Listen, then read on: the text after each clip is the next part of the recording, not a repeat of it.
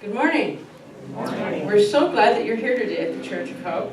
We have a special treat today, a guest from that lovely little town of Lake Inasmuch.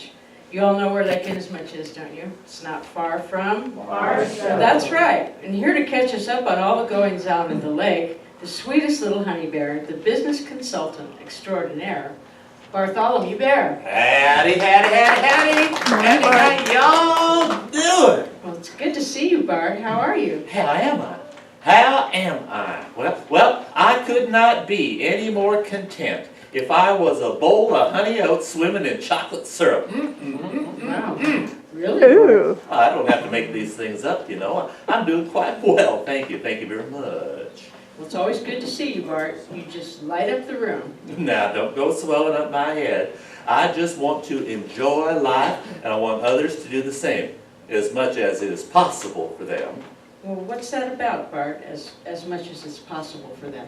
Okay. You know that sometimes I like to go over to the lake Inasmuch and chapel, and I like to help Pastor Ron with whatever chores he's got going on. Sure, Bart. Well, last week he was teaching a class about prayer. He was showing the kids about how Jesus needed to pray, and if Jesus needed to pray, how much more we need to pray. Get it? I sure do. Actually, it's in our reading today. Yeah? Okay, anyway, we were trying to get the kids to visualize the situation. Jesus worked hard all day, and did he just go off to bed? No, he did not. He went where he could have some time in prayer. It's that important. Well, it sure is, but what was the problem? When we asked the kids what we should pray for, well, you should have heard the answers.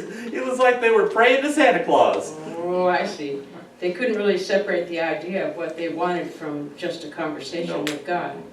They didn't get that time in prayer, that prayer is renewing and strengthening and empowering. Oh, good. I'm glad you get it, you know.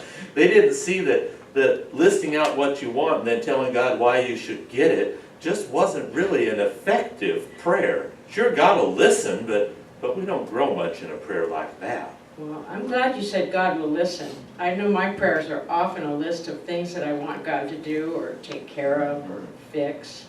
I'm sure that's true for most of us. I'm afraid that it is, you know. But if we listen to Jesus, we can get the idea that prayer should be more about trust and faith and relationship. Yeah, that's it, relationship building discussions with God. Well, what do you mean? Well, I think we need to trust that God is going to take care of those things that are God's problems, and that God expects us to clean up our own messes. So maybe effective prayer is about accountability too. I think you're right. I think you are right there. You know, maybe just understanding who we are and who God is for us, a trusting prayer that assumes God, that assures us that God is listening and trying, and then a lot of time actually listening to the Holy Spirit of God. Time listening. Yeah, that would be good prayer. But isn't all prayer good? Sure, if it's really for our relationship with God, not just about what we want, when, and how. Well, Bart, you've given us a lot to think about. That is about prayer. Thank you, ma'am. But I got to get back now. We're going to be at a picnic today, spending time playing and learning how to be children again. Bye now. Bye, Bart. We need to remember that time in prayer is renewing. I think we forget that.